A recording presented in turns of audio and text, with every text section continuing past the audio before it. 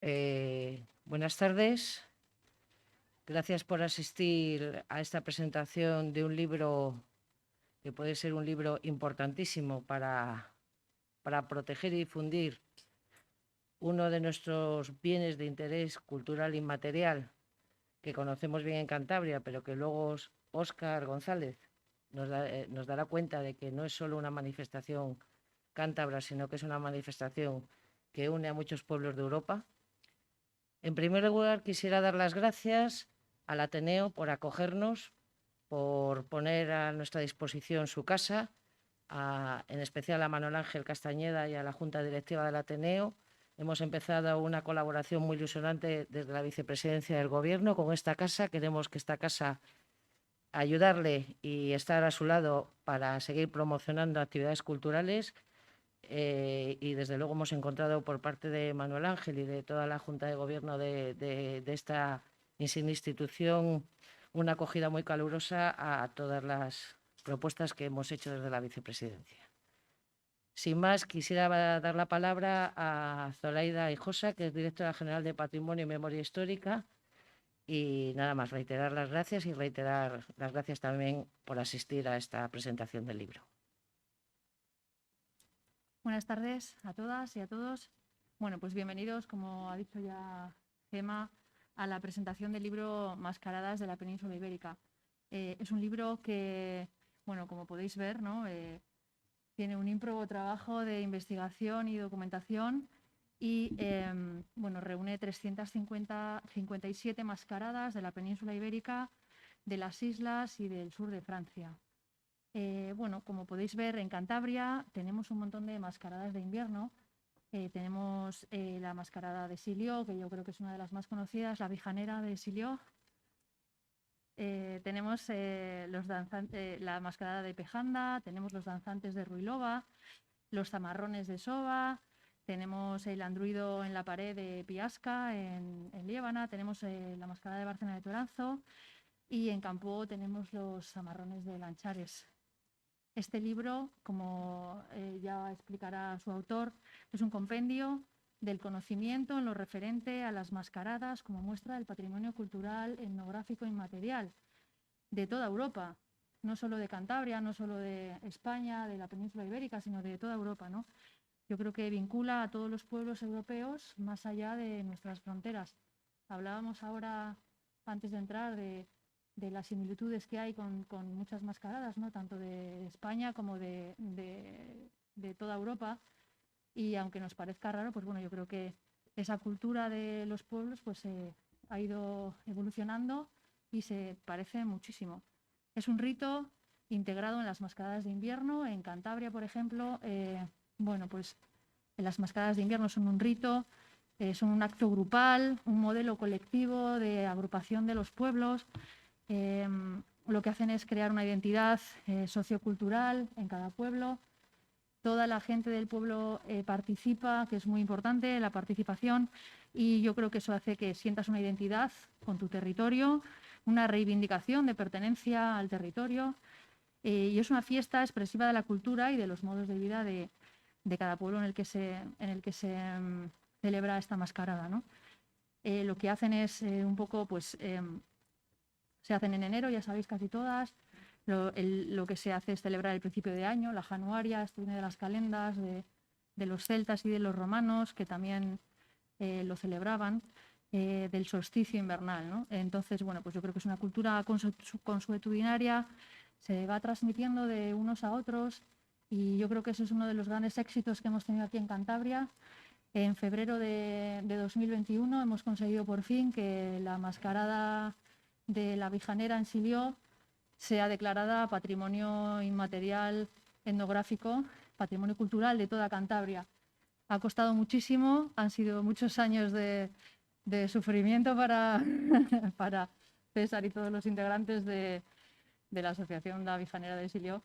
Yo creo que tenemos que estar orgullosos, tenemos que estar muy contentos, sobre todo orgullosos por el trabajo de toda la gente que forma parte de las mascaradas en Cantabria, tanto la Vijanera de Silió como todas las demás que he dicho, que están trabajando mucho para que las mascaradas sigan, para que se transmitan de unos a otros, para que la gente joven bueno, pues empiece a participar en el pueblo, empiece a participar en lo colectivo, que yo creo que es importantísimo desde pequeños inculcarles esta cultura, porque esto es una cultura, aparte de la fiesta que pueda haber.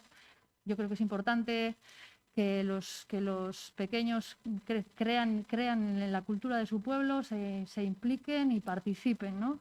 Tenemos que despertar, tenemos que participar en lo colectivo, y yo creo que es la única manera de que el patrimonio perviva y que se vaya pasando de unas generaciones a otras, ¿no? Y que de esta manera podamos salvaguardar su sentido originario. Poco más. Decir, pues bueno, un poco, pues eso, que este patrimonio es un patrimonio vivo, es un patrimonio, el patrimonio inmaterial es un patrimonio vivo, tiene que ir cambiando, tiene que ir modificándose según va cambiando también, pues bueno, nuestra sociedad. Y creo que eso es lo que ha pasado y está pasando en todas nuestras mascaradas de invierno. Sin más, voy a dar la palabra al autor para que nos cuente un poco más cómo va el libro. Muchas gracias.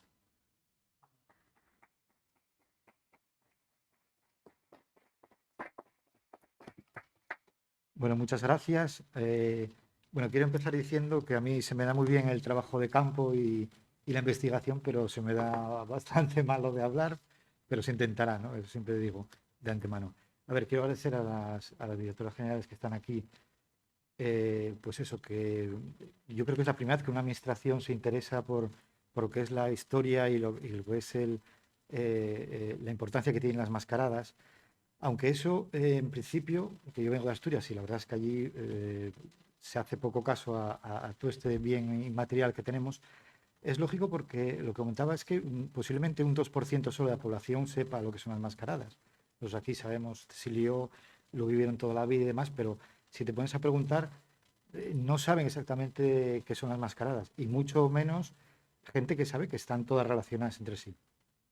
Entonces, de lo que más orgulloso estoy de verdad de esto, llevo ya 11 años con ello, la primera edición fue de 2009 a 2014, es haber contado con testimonios de gente que lamentablemente ya no está con nosotros, que era gente mayor y que me gustaría citar. Testimonios de Ángel Molleda, de Pejanda, de Evangelina Díaz, de Piasca, de Gerardo Sarabia, de Soba, de Fina y Eladio, de Barcelona de Toranzo, o de Aurelia Maté, de Los Carabeos. La verdad es que esta gente sí que cuando se va se lleva un trozo de historia muy importante, y que es una forma de rescatar de la memoria esos testimonios que nos dan una idea de cómo son las mascaradas, porque hoy en día se pueden celebrar de determinadas formas, pero sí es verdad que aunque evolucionen, habría que también saber cómo se hacían antiguamente, ¿no?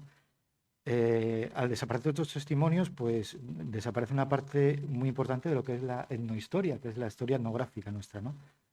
Entonces, por eso te agradecer pues, a todos los que estéis aquí y que sois los herederos de las mascaradas, que se continúe manteniendo esa tradición que hubo de abuelos a padres y ahora vosotros, porque es una especie de vía o de línea que nos conecta con un pasado remoto que no estuvo, en ningún momento se cambió, digamos. O sea, la esencia sigue siendo la misma, y lo sabemos porque no son solo las mascaradas cántabras las que coinciden, sino las peninsulares y las europeas, como decía, ¿no? Entonces tengo aquí un mapa de Cantabria para que veáis las principales mascaradas, ¿no? Aquí podemos meter también muchos cantares de marzas que también beben de la misma esencia, pero los que tienen mascaradas son especialmente estos, ¿no? ¿Y cómo podemos investigar hoy en día estas mascaradas? Pues viendo las formas fundamentales, las características fundamentales que tienen entre ellas, que son, lo primero, son anteriores al cristianismo, y eso es muy importante porque parece una cosa que bueno, que el cristianismo entró en ellas y las intentó cambiar y demás, y que son a lo mejor unos ritos medievales, tal, pero es prácticamente imposible que sean medievales porque desde tiempos ya del siglo IV, siglo V, hubo condenas eclesiásticas a todas estas mascaradas, ¿no? Si ir más lejos, pues San Paciano, que era obispo de Barcelona, echaba contra los que hacían el ciervo, iban vestidos de cervulus, decía él, que en general debía ser también hacer la cabra o hacer, no es disfrazado de ciervo, sino hacer de todo esto. Y en la parte, digamos, oriental, Asterio de Amasea, que era otro religioso del siglo también, entre el siglo IV y el V, condenaba a los militares incluso y a los soldados que eran valientes y que iban vestidos con ropas femeniles. Todo esto nos lleva a ver que la Iglesia sí adaptó muchas veces, sobre todo cuando llega al Corpus, las figuras más relevantes, que son los danzantes, pero suele quitar, lógicamente, lo que es la fiesta en sí y que es la esencia de la mascarada. Después, como bien decías, es la en fecha invernal la que se da, o sea, si hay una fiesta, una mascarada que esté fuera, es que se pasó allí por cualquier otra razón. Y esta fecha invernal aparece desde el 26 de diciembre aproximadamente, que empieza San Esteban, hasta el final de Carnaval. Aquí en Cantabria es el único sitio, y yo creo que en toda Europa, donde encontramos todas las fechas, que las veis ahí. Tenemos lo que es la fecha del entroido, del Carnaval en toda la zona occidental. Después tenemos el 1 de enero hasta el 6 aproximadamente, que es la fiesta grande de la zona centro. Y las marzas, que como decimos son unos cantares, sobre todo a las mozas, pero en Soba sí es verdad que Gerardo Sarabia me comentó, yo no acredito cuando me iba diciendo todo esto que existía, porque era exactamente igual. Con lo cual estamos ante, como decíais, una fiesta de inicio de temporada de un rito de paso de la edad adulta de los mozos, pero que estuvo en distintas fechas y al final pues no pudo con ellas lo que es el paso del tiempo, ¿no? Este periodo no es que sea una fecha como puede hacer ahora, que bueno, hacemos la Vijanera y está, ¿no? Los mozos sí tenían un año entero para hacer esto. Después de la fecha de mascarada de invierno, viene la de verano, de día largo, que es cuando se pone la malla, que se pasó al 25 de junio, me parece que es en Santiago, ¿no? La hacéis, la malla. Y esta malla viene del 1 de mayo, que es por el mayo, que se da también en toda Europa, y en San Juan. Una de esas dos fechas es cuando se comienza a hacer las mallas. Y después, dentro del periodo que comentamos antes, no es que sea solo un día, es que, por ejemplo, en Reynosa, en la zona en todas las zonas de Alto Campo y demás, los mozos elegían un mozo de tambor, que es el que era el mozo principal. Ahí entraban los chavales de 16 años a formar parte de esa sociedad de mozos, pedían el día 1, pedían el día de Reyes también, pedían el día 1 de febrero, que es Santa Brígida, después tenían su antroilo, que es cuando se disfrazaban, y después tenían las marzas. E incluso en el libro este de Justo Martínez González, que es muy interesante, es un poco un relato de novelado y tal, pero sí es verdad que te comenta incluso que existía la vijanera, pero para ellos la vijanera era pues el día ese último de año pues ayudar a los más pobres o hacer una especie de con el alcalde y con la gente que estaba en el concejo y tal, pues intentar ver las obras que se iban a hacer y demás. Y la fiesta, ellos de los zamarrones, que tenían zamarrones, los hacían en Carnaval. O sea que vemos que efectivamente desde Piasca, Pejanda, subiendo Reynosa y los Carabeos serían todo más o menos en la misma fecha, que es la de Carnaval. Después, la tercera característica que se da en toda Europa es que es una fiesta de mozos. Aunque bueno, esto hay que verlo también con cuidado porque las mozas tienen un papel muy importante, porque aparte de una intención y la cohesión del grupo, lo que sí había era una clara intención de cortejo con las mozas. Ahí es la única forma en que ellos podían relacionarse con las mozas de otros pueblos y hacer pues una especie después de preparación para poner los ramos en San Juan y para ir pudiendo quedar con ellos, ¿no? Para ir haciéndoles las rondas que se hacían antiguamente. Esto, claro, nos tenemos que dar cuenta de cómo era la sociedad antiguamente, que no teníamos, no había nada, se habían hecho unas miradas cuando se iba a la fuente y demás, pero las mascaradas cántabras lo que sí tienen, y también en relación con las asturianas, es que igual se hacían 40 kilómetros. O sea, ellos salían de la de Soba o en Piasca, en Pejando mismamente, se cogían y se recorrían los pueblos y se llegaban a hacer toda la redolada de los pueblos para ir pidiendo el aguinaldo y demás, ¿no? Y entrando en contacto no solo con las familias, sino con las mozas. Entonces, estos mozos en la mascarada siguen lo que tenemos aquí abajo, que es un organigrama, que es la reunión de mozos, que muchas veces, sobre todo al sur, eligen pues al mayordomo o al alcalde o al rey de los mozos, ¿no?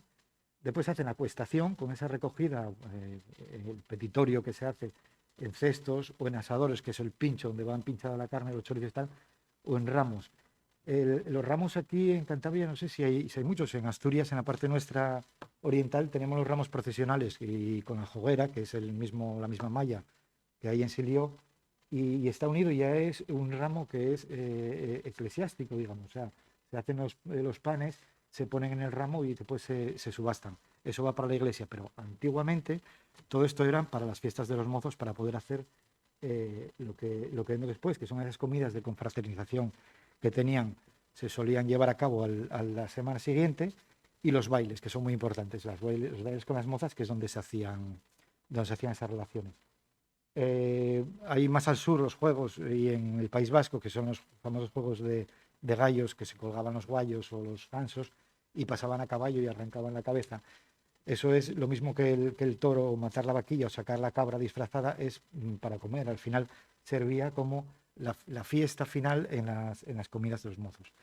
Y bueno, finalmente aquí se ve toda la estructura de las mascaradas. Esto vale para toda la península y para parte de Europa también, para toda Europa. Aquí en Cantabria es fácil entenderla porque precisamente tenemos prácticamente todo, ¿no? Tenemos que, cuando se va a pedir, pues se canta, se hace la danza y una representación, un poco de comedia. La danza, pues son esos personajes blancos que son la madama y el galán. Siempre hay unos personajes que son los principales, que son los de apertura, que son los mozos de ese año, que van vestidos o bien blancos, como por ejemplo los zamarrones blancos de Pejanda, o bien con zamarras, en plan como los zarramacos de Silió. Y la verdad es que yo ahí lo tengo, que es una especie de nombre de conveniencia, ¿no? Porque en la zona asturiana y la zona leonesa, este personaje de apertura, que es el zamarrón que tenemos aquí, se llama Guirrio. Y entonces, bueno, como zamarra, más bien, que viene de eso del vasco, del vellón de la piel de oveja, lo llevan personajes que van más o menos metiendo miedo, digamos, o con los campanos y más fuertes, y el guirro suele llevar las campaninas más pequeñas, ¿no? Pues la diferencia es esa, pero en realidad es el mismo personaje, ya bien sea guapo o negro. En la representación, pues hay un montón de ellos, ¿no? De farraperos que llevan ropas harapos, llevan ropas viejas, tiras de trapo, el lomo de selvaré, que llaman en la zona del norte de Italia, que es el que es con ramas y demás, el saku, que va relleno de paja y con ropas anchas y tal, y después la vieja, que está ahí, que es una representación, yo creo que es la más antigua de Europa.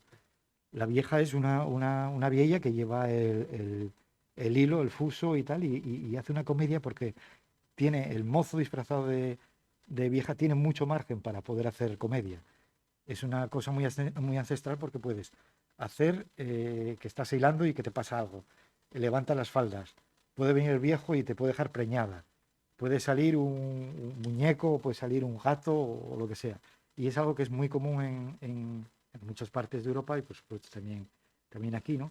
Que son esos personajes, unos tipos de representación que llevan también asociados unos sucesos que ocurrieron a lo largo del año y se cuentan en plan de comedia, ¿no? Pues en plan jocoso, de cosas que pasaron, se van apuntando y van saliendo a lo largo del año como un poco para liberar esas tensiones que ocurren a lo largo del año. La única parte, digamos, que no hay en Cantabria, en Asturias tampoco tenemos mucho, son los armazones, que esto es esa parte que es muy típica de carnaval. Esos armazones de carnaval, pues el pelele, que lo cogen, que lo cuelgan y tal, y que lo justician, o la vaquilla que aparece en León hasta al sur, hasta la zona de Madrid por ahí, o la gomia es también una especie de mandíbula articulada y demás. Bueno, el caballito también aparece en Silio y bueno, pues da como resultado pues los gigantes y cabezudos, y por último ya darían lugar a las soldadescas que aparecen por el centro peninsular. En definitiva, las mascaradas cántabras tienen una importancia en cuanto a que gracias a ellas podemos compararlas con el resto de mascaradas que puede haber en la península y en Europa, y creo que, bueno, que la línea sería pues seguir dándoles, como decía, que lo conoce muy poca gente, intentar dar cada vez más publicidad y saber que estas mascaradas no son unas fiestas cualquiera, es un folclore que puede ser hecho e inventado hace 4 días, sino que es algo que nos tiene que preocupar y cuidar. Y por último decir que yo desearía pues que siguiera habiendo relaciones entre las mascaradas cántabras y las europeas, ¿no? Porque es lo que yo creo que marca un poco el futuro, ¿no? Que algo que posiblemente tenga el mismo origen, con el mismo tronco, después de tantísimos siglos se pueden volver a juntar gracias a todo esto que tenemos, ¿no? Que es las presentaciones que tenemos con internet y demás, que en cualquier momento podemos ver fotografías de otras mascaradas y ir pudiendo atar cabos. Entonces, pues bueno, con mi mejor deseo para que el resto de mascaradas puedan ser consideradas como bien de interés cultural y material para que estén conservadas, pues hice este libro y que espero que os guste a los que los tengáis. Nada más. Muchas gracias. Bueno, quería agradecer a Joaquín, que es el director del Museo Etnográfico, que hablé con él la primera vez y fue que me iba a organizar esto, y se lo agradezco la verdad porque el Museo Etnográfico tiene ahí también bastante trabajo en cuanto a la difusión de las mascaradas. Muchas gracias, Joaquín. Gracias, Óscar. Yo también quería hacer referencia a Joaquín Rueda, que es el director del Museo Etnográfico, que está haciendo una labor increíble en ese pequeño museo, pero con un fondo impresionante. Está haciendo una labor importantísima de difusión y se lo quería agradecer desde aquí. Y nada más, ahora si os parece abrimos un turno de preguntas por si queréis que Óscar os comente alguna cosa o lo que vosotros queráis. Tenéis que hablar un poco alto porque no vamos a pasar micrófono, pero yo creo que nos podemos entender bastante bien.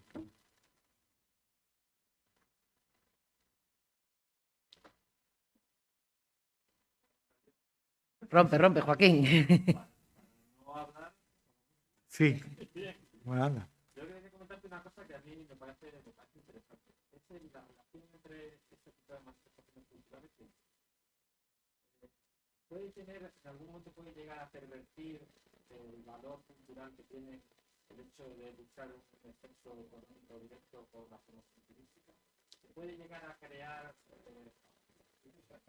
perspectiva, no sé si no tengo más. Pervertir esos orígenes, esa relación con el pasado, simplemente por el hecho de buscar las manifestaciones que puedan ser más visuales, de buscar un elemento económico. A ver, ¿Has estado tú que conoces ese tema? De esto puede hablar mucho mejor César y la Virjanera, que es que ellos tienen un tirón enorme. Yo lo que sí digo, que es algo que me escandaliza, es por ejemplo una mascarada que hay en Portugal, que es en Salsas. Hay unos vídeos antiguos, bueno, que aparecen los mozos, van vestidos de caretos, con sus máscaras y tal, van por las casas, van a pedir, entran en contacto con las mozas, les dan los chorizos, les dan todo tal para la cena y para la comida y tal. Y de buenas a primeras, hace unos años, como en Podence creo que fue, sacan una efigie, un muñeco, pues les dio por hacer un muñeco del tal y quemarlo porque entra el año nuevo y porque, claro, porque si no sé qué, que si buenas intenciones para el año y tal, todo esto. Yo creo que esto sí que es terrible, porque o sea, la esencia de la mascarada la rompes. Haces una cosa turística, que además dice precisamente el que lo inventó. Oye, es que para tener más turismo, para traer más gente, ya, pero intenta hacerlo de otra forma, quiero decirte.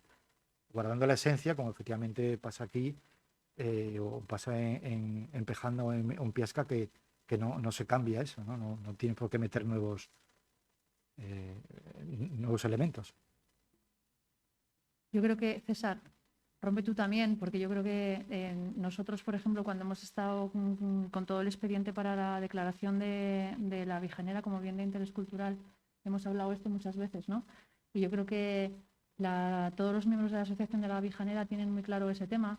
La Vijanera todos sabemos que ciertamente despierta muchísimo interés y el pueblo, bueno, pues está lleno, que no cabe un alma, ¿no? Y ellos sí que lo que están cuidando mucho es que, pues que la tradición y lo cultural perviva y que esté por encima de lo turístico. Si quieres explicar un poco, yo creo que tú siempre eso lo explicas muy bien. Perdóname el atraco.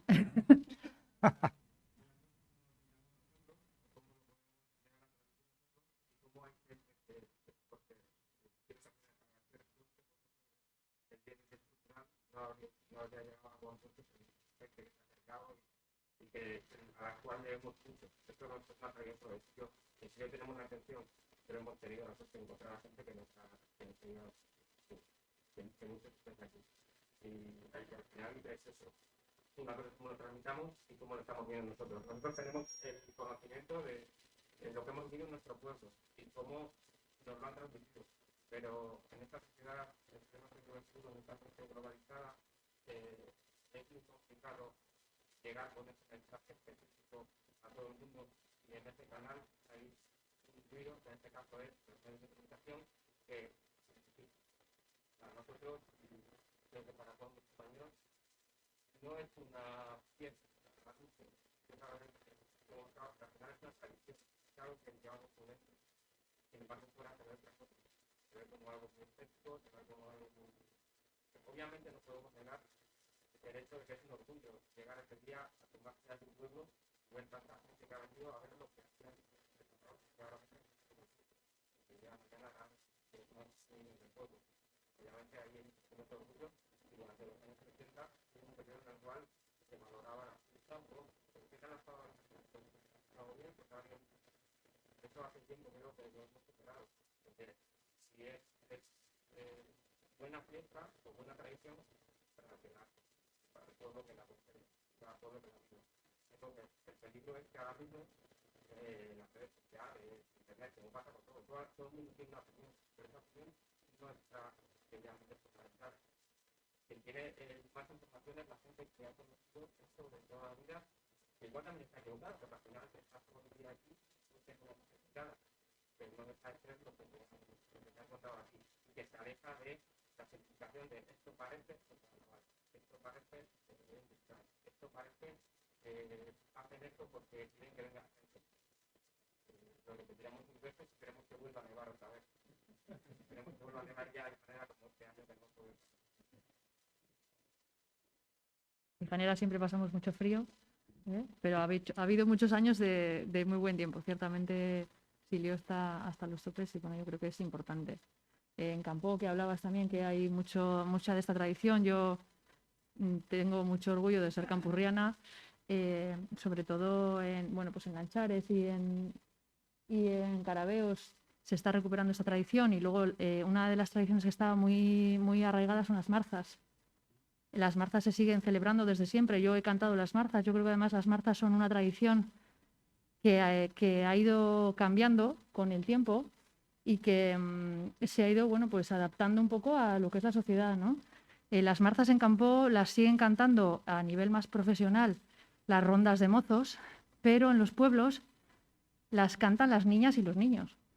Toda la gente de los colegios va y canta las marzas. Tú haces tu cuadrilla de tus marzas y yo creo que la igualdad también ha entrado en eso, ¿no? Y yo creo que es una cosa importante también a la hora de tenerlo en cuenta, ¿no? Yo he cantado las marzas toda la vida en el colegio, hacíamos nuestra cuestación, íbamos por todas las casas, cantábamos, rezábamos, lo que nos decía la gente. Y yo creo que eso también es una cosa importante porque si tiene que pervivir la tradición, tiene que pervivir con todos y con todas. Sí.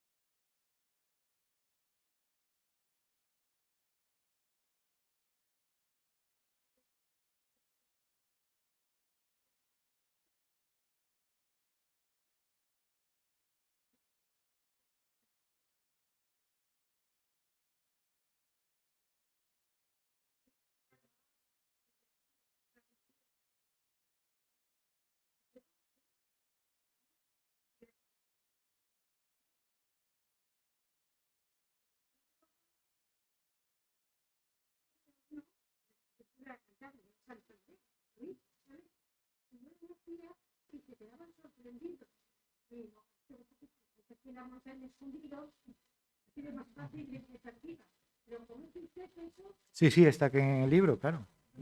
Con los trangas, el que hace de oso, las trangas y todo.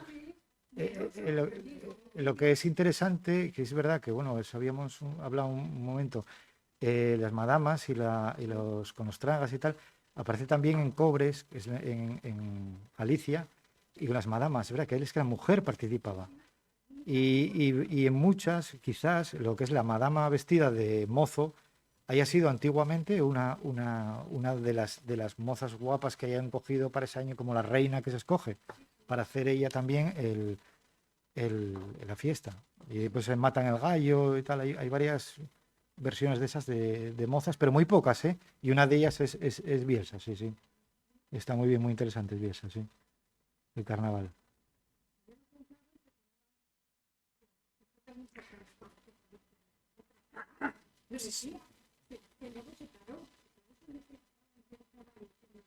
Sí, pero bueno, no tiene nada que ver. Muchas veces hay muchas que se conservaron, pero que hay un personaje, porque a lo mejor en el siglo XIX se perdió mucho, entonces la Iglesia hizo mucha presión y fueron perdiendo personajes. Entonces solo queda uno, pues una botarga. Y ese sí, siempre se hizo, pero bueno, en el caso de Silio, por ejemplo, aunque haya habido un periodo que no se haya celebrado, como muchas que aparecen aquí, que también aparece la fecha de pérdida de recuperación, pues si está bien estructurada, desde luego que se puede recuperar y es con la misma importancia, no tiene que ver.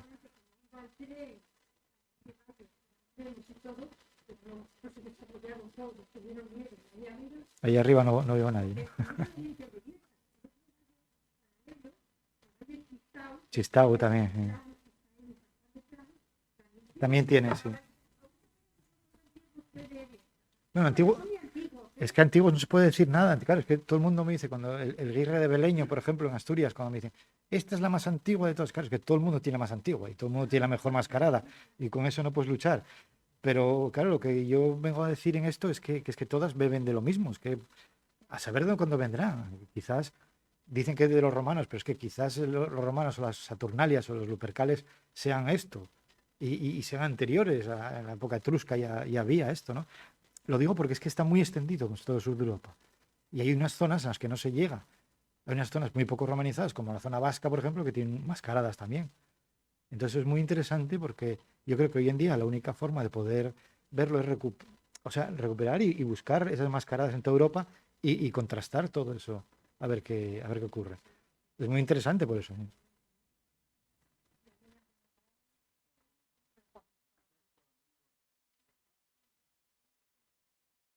Hombre.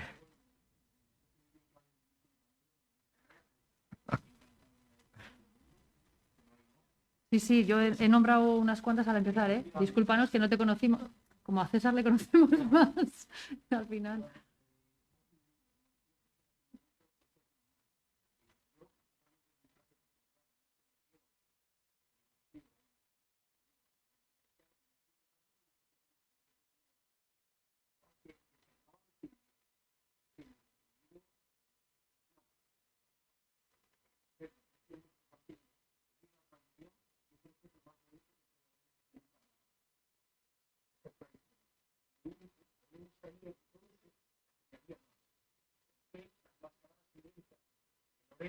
Se hacen a un nivel importante, un montón de mascaradas. Y aquí en Cantabria sé que se puede hacer, pero hay que ayudar más para que esas mascaradas no sean solo de Cantabria, pueden ser de más provincias. Una reunión, ¿no? Claro, es lo que comentamos, que el futuro sería eso, sí, sí, reunir a... No, de hecho ya hay bastantes reuniones de eso. Nosotros en los sidros de Valdesoto en Asturias con ellos y con vosotros y con... Siempre Pablo ahí estuvo al pie del cañón, no pudo venir porque estuvo operado. Iba a venir, también estuviste, ¿no? Claro, claro, claro. No, y además Piasca, a ver, son cosas, por ejemplo, en Piasca elegían también a los mozos. Bueno, en carnaval en distintas fechas, efectivamente, pero también tenéis Zamarrón, también tenéis las figuras, ¿no? Y A lo que pasa ahí sí se mezcla lo que es la figura blanca con la negra y tal, pero es muy importante porque también, que en esta segunda edición me di cuenta, hay que tener en cuenta eso, la entrada de los mozos.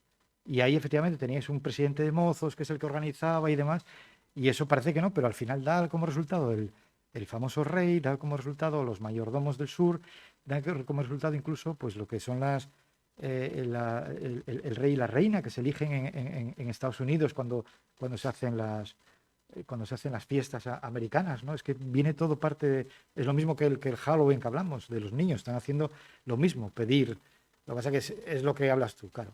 A nosotros no nos conoce nadie y todo el mundo conoce y se disfraza de Halloween. Pero que básicamente es lo mismo, pero es lo que imitan los niños a los mozos. Claro.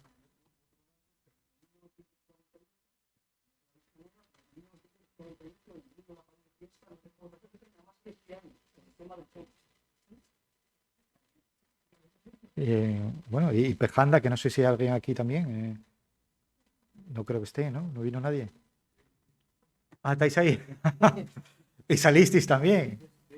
O sea que no pudo vosotros ni que la pandemia pudo con vosotros. Ahí os vi ya. Por eso. Ya. No, no es lo mismo. Bueno, pero mira, por lo menos. Sí, había pedido la palabra Joaquín y luego le doy a usted. ¿Vale? Simplemente una puntualización. A partir del año 40, quiero recordar, hubo una prohibición expresa de la celebración del carnaval. Probablemente muchas de las pérdidas fue un poco impuesto, aunque en algunos sitios probablemente se podían desarrollar de una manera más o menos incipiente. Pero no hubo un apoyo, desde luego una... No, la dictadura fue completamente en contra de estos actos, porque bueno, aparte eran actos, no eran católicos, con lo cual la Iglesia Claro, también lo que hablamos estaba... antes. Sí quería hacer una Y los carabeos. plantear una cuestión, es el hecho de que quizás desde fuera se pueda ver este tipo de manifestaciones culturales como algo localista.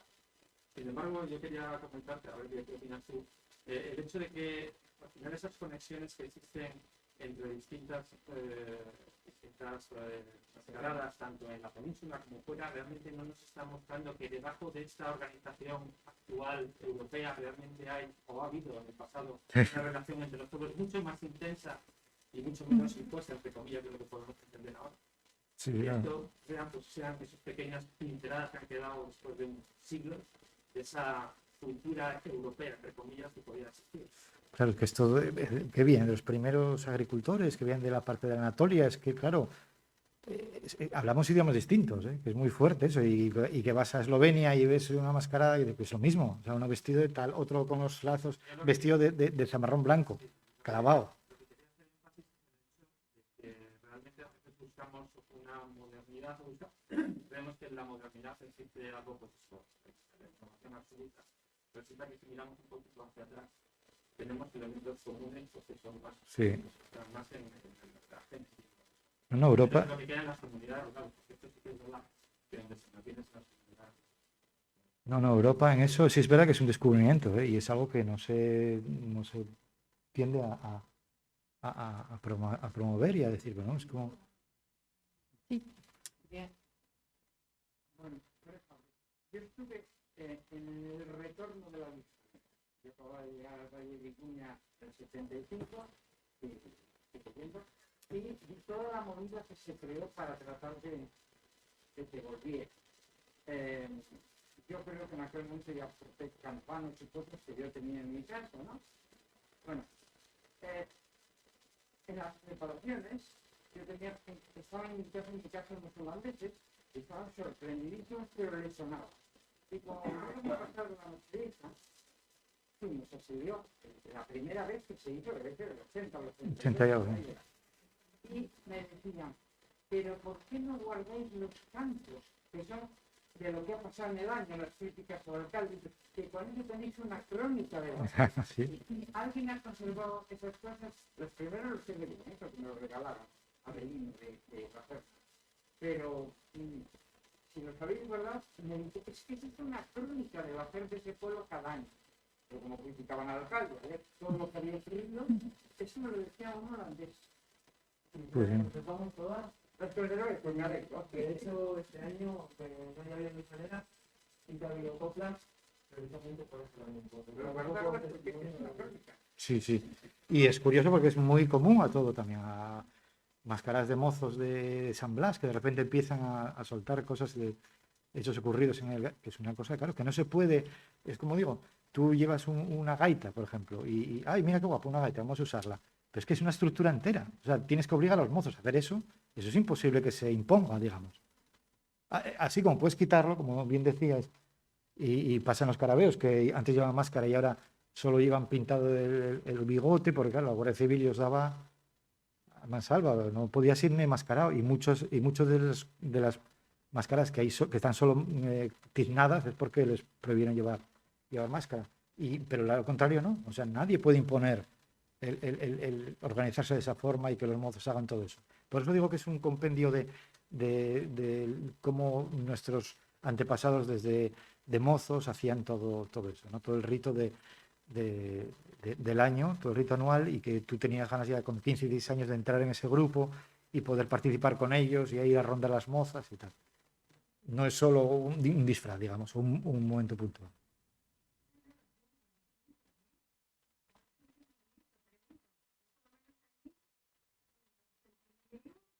No, y aquí en Cantabria también, ¿ya viste?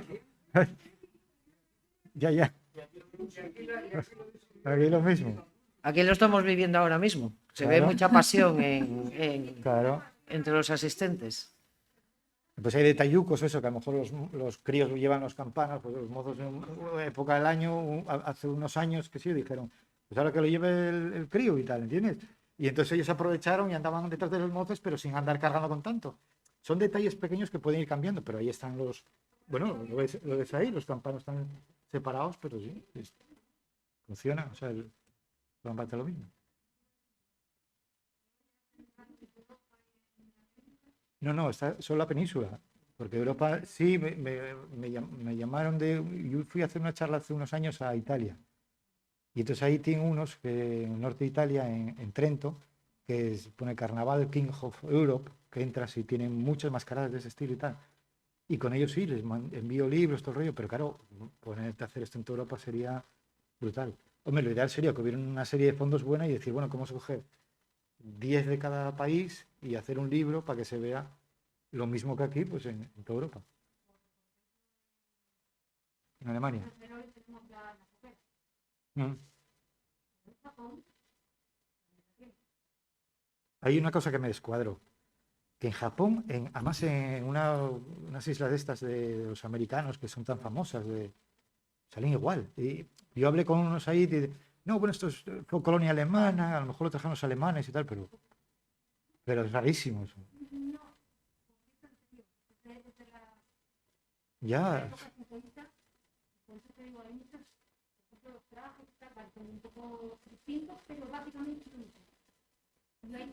Y en el Tíbet hay una cosa parecida también, que eso ya me descuadra un poco, la verdad es que es increíble. Yo la que conozco más allá es una que está en el Cáucaso, en Dagestán o por ahí, que se llama el Igbi, y tiene el ramo. El ramo nuestro, pues igual tiene el ramo con los roscos, que son ahora musulmanes y tal, pero ellos son los lobos, se llaman los lobos, van vestidos igual, clavado, y hacen lo mismo. Ahí me parece que tiene un muñeco, y tiran al río un muñeco y tal, pero que es lo mismo, o sea, ellos están en el Cáucaso. Sí, pero cristianos fijo. Por eso te digo, es un descubrimiento, yo creo. Claro, empiezas a mirar y ves de dónde sale esto y que tampoco te cuadra mucho con los romanos, es todo romano y tal, pero es que en Italia hay, pero bueno, en las zonas más romanizadas no hay. Y en Costa tampoco hay. Y es curiosísimo. No hay en Costa una máscara tal, suelen estar todos en interior. Sí, montaña interior, sí. Sí. No sé, la verdad es que es algo que, bueno, que queda en el aire y que a ver si hay más investigadores que empiezan a localizar testimonios antiguos y tal, y a ver si llegamos a una conclusión. Pero bueno, de momento hay que cuidarlo.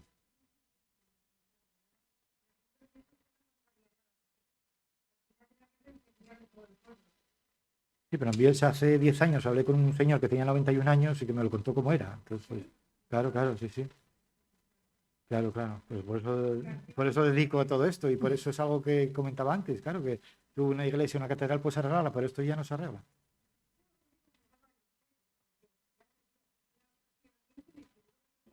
Claro, claro que no los genes, oye.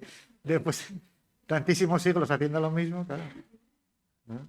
¿Ibas a preguntar tú? Un poco por centrar también el trabajo que te ha llevado todo esto, quizás más la primera edición, que estás un poco más ambiente. ¿Cuánto tiempo, más o menos, si es que lo sabes, te ha llevado? Yo empecé en el 2005, que iba a hacer un documental de los sidros de Valdesoto y tal, y de aquí empezaba todo lo de internet y los blogs y todo esto. Y después vi una que era en Madrid, creo que eran los perreros de Miraflores, creo que eran, y iban también con cencerros, tal, de blanco, como un guirrio de estos, como un samarrón blanco y tal. Y yo digo, coño, esto no puede ser, pues eso es lo mismo. Y empezó una, otra vez, y digo, bueno, en vez de hacer esto, vamos a ver. Nada, en 6 meses acabo el libro y me llevó, pues del 2009 al 13, fueron 4 años. Y ahora otros 2 o 3 años ya puliendo y tal. Están todas, a ver, faltan algunas, pero de la misma familia están todas. Y pues vas viendo cómo va cambiando, cómo aparecen los inocentes que van bajando hacia el sur y tal. Y nuevos elementos, como esa vaquilla famosa, que hay uno disfrazado de vaca, que hay mucho por ahí por el centro. Pero ya te digo que sí, 16 años en total. O sea que muy bien.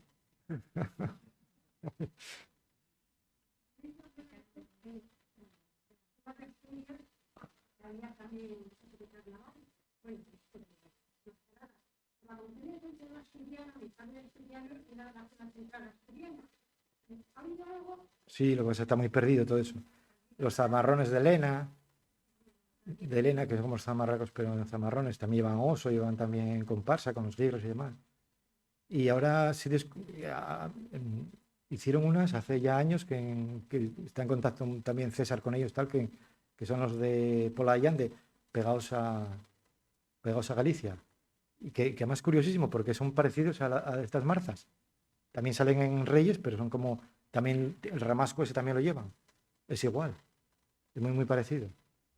Es una cosa muy extraña también. Es como si cogieras el mapa de Cantabria y Asturias y lo doblaras y coinciden las de Occidente de Asturias con las de Occidente de Cantabria. Más bien. Es muy curioso.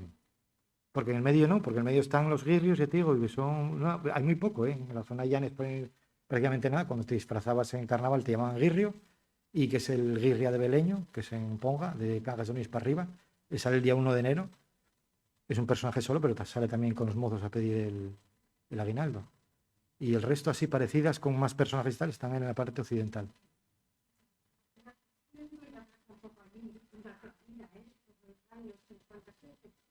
Bueno, pero es que. Sí. Por Elena y tal, sí. Y Payer también hay, sí. Hombre, muchas se salvaron por culpa de eso, ¿eh? Porque a lo mejor, como pasaban desapercibidas, tampoco hubo tantas prohibiciones o tanto. ¿Alguna pregunta más? Bueno, pues cerremos. Óscar, muchas gracias. Yo creo que la charla nos ha servido más que nada como aperitivo de todo eso. Todo este libro que parece que es el primero de una larga saga. Lo que está claro es que desde lo local podemos llegar a la global. Yo creo que hay una línea, como bien apuntado Joaquín y Zoraida, de abrirnos hacia afuera, y porque tenemos muchas cosas en común. Al fin y al cabo estamos hablando de lo humano, y lo humano nos una más que otras cosas. Y entonces yo creo que son líneas que podemos empezar a trabajar, y todas nuestras mascaradas, pues sacarlas fuera y encontrarnos con gente que no son tan diferentes a nosotros. Esperemos que este año 22 podamos volver a vernos en las calles, ¿eh? Esperemos que el año 22 ya podamos volver otra vez a disfrutar de vuestras mascaradas y vuestros carnavales. Y nada más, y muchísimas gracias, y nos volveremos a ver. Gracias otra vez al Ateneo por acogernos, y hasta la próxima.